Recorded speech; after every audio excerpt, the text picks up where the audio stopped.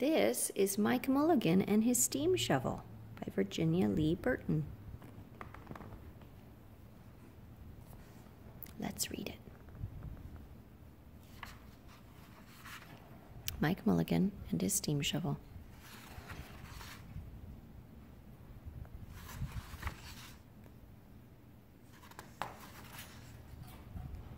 Mike Mulligan had a steam shovel, a beautiful red steam shovel. Her name was Mary Ann. Mike Mulligan was very proud of Mary Ann.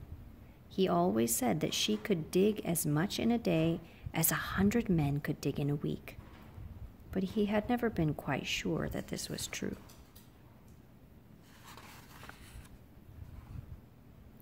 Mike Mulligan and Mary Ann had been digging together for years and years. Mike Mulligan took such good care of Mary Ann, she never grew old. It was Mike Mulligan and Mary Ann and some others who dug the great canals for the big boats to sail through. It was Mike Mulligan and Mary Ann and some others who cut through the high mountains so that trains could go through. It was Mike Mulligan and Mary Ann and some others who lowered the hills and straightened the curves to make the long highways for the automobiles. What's an automobile? Do we have an automobile? Yes, a car. It was Mike Mulligan and Mary Ann and some others who smoothed out the ground and filled in the holes to make the landing fields for the airplanes.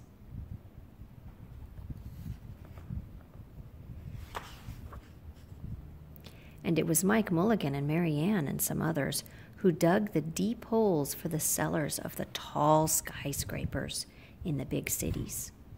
When people used to stop and watch them, Mike Mulligan and Mary Ann used to dig a little faster and a little better. The more people stopped, the faster and better they dug. Some days they would keep as many as 37 trucks busy, taking away the dirt they had dug.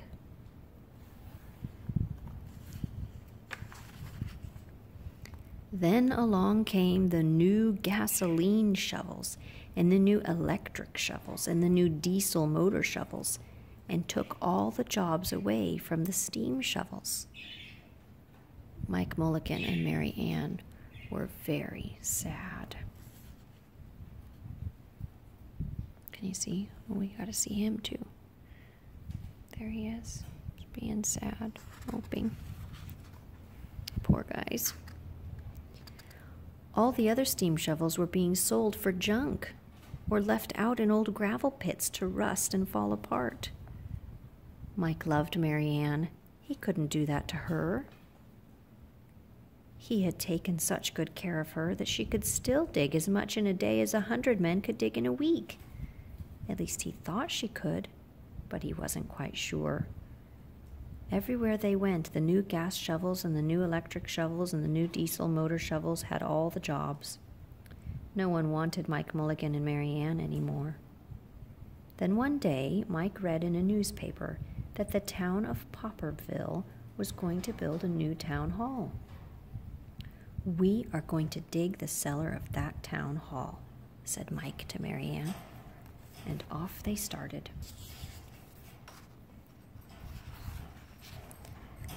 They left the canals and the railroads and the highways and the airports and the big cities where no one wanted them anymore and went away out into the country. They crawled along slowly up the hills and down the hills till they came to the little town of Popperville.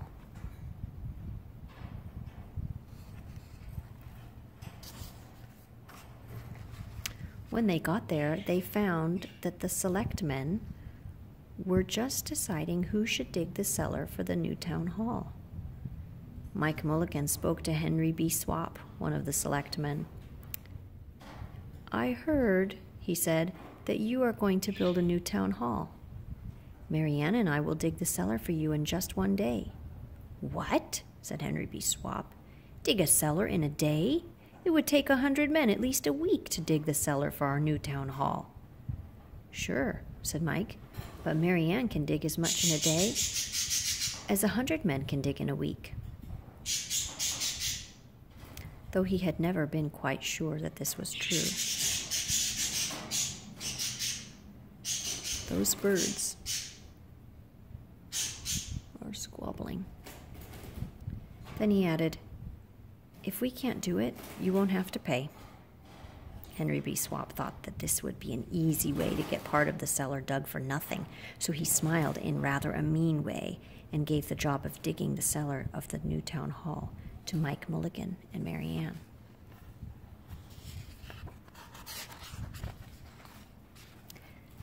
They started in early the next morning, just as the sun was coming up. Soon a little boy came along. "Do you think you will finish by sundown?" he said to Mike Mulligan. "Sure," said Mike, "if you stay and watch us. We always work faster and better when someone is watching us." So the little boy stayed to watch. "Hey, calm down." Then Mrs. McGillicuddy, Henry B. Swap, and the town constable came over to see what was happening, and they stayed to watch. Mike Mulligan and Mary Ann dug a little faster and a little better.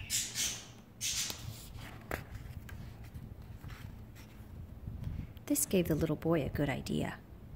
He ran off and told the postman with the morning mail, the telegraph boy on his bicycle, the milkman with his cart and horse, the doctor on his way home, and the farmer and his family coming into town for the day.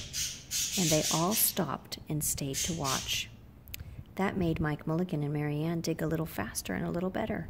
They finished the first corner neat and square, but the sun was getting higher. Clang, clang, clang! The fire department arrived. They had seen the smoke and thought there was a fire. Then the little boy said, "Why don't you stay and watch?"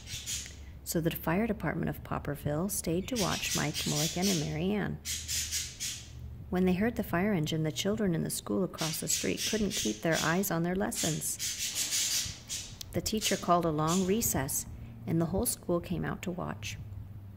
That made Mike Mulligan and Mary Ann dig still faster and still better. They finished the second corner neat and square, but the sun was right up in the top of the sky. They're gonna make it. I hope so. Now the girl who answers the telephone called up the next towns of Bangerville and Bopperville and Kipperville and Copperville and told them what was happening in Popperville. All the people came over to see if Mike Mulligan and his steam shovel could dig the cellar in just one day.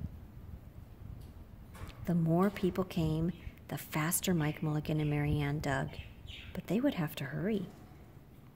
They were only halfway through, and the sun was beginning to go down. They finished the third corner, neat and square.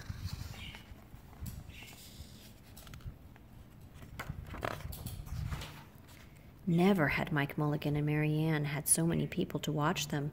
Never had they dug so fast and so well, and never had the sun seemed to go down so fast. "Hurry, Mike Mulligan, hurry, hurry," shouted the little boy. "There's not much more time."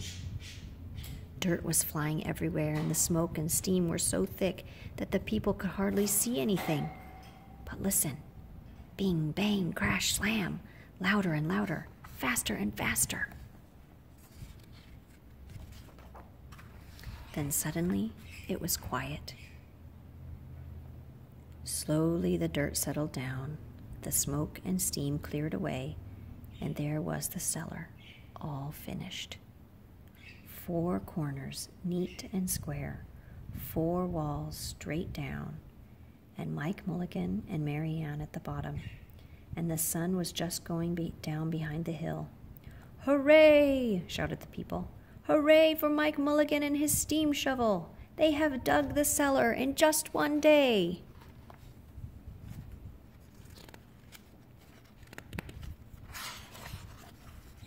Suddenly the little boy said, "How are they going to get out?"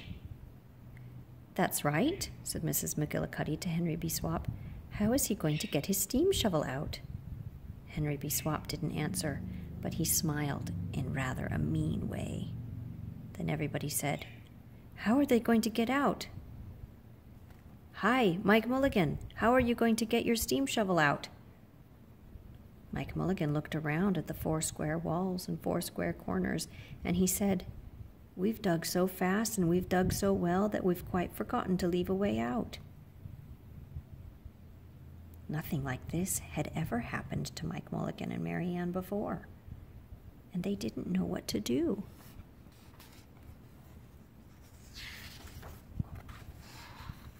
Nothing like this had ever happened before in Popperville.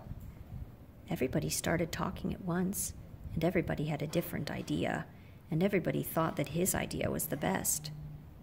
They talked and they talked, and they argued and they fought till they were worn out, and still no one knew how to get Mike Mulligan and Mary Ann out of the cellar they had dug.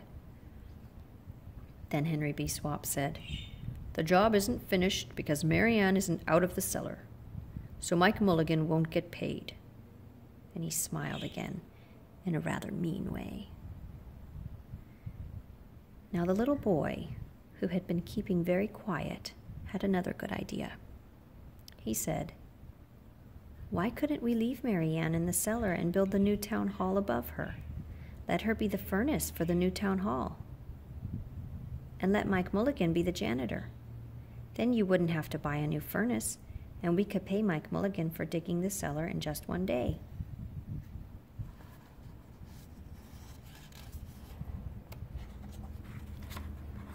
"Why not?" said Henry B. Swap, and he smiled in a way that was not quite so mean. "Why not?" said Mrs. McGillicuddy. "Why not?" said the town constable. "Why not?" said all the people. So they found a ladder and climbed down into the cellar to ask Mike Mulligan and Mary Ann. "Why not?" said Mike Mulligan. So it was decided, and everybody was happy.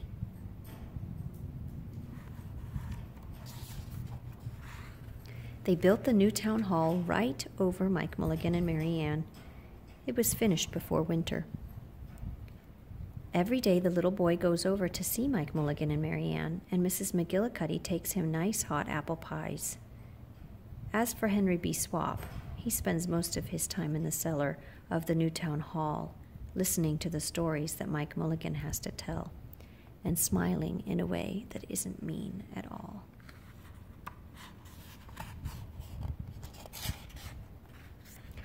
Now, when you go to Popperville, be sure to go down in the cellar of the new town hall. There they'll be, Mike Mulligan and Mary Ann, Mike in his rocking chair smoking his pipe, and Mary Ann beside him, warming up the meetings in the new town hall.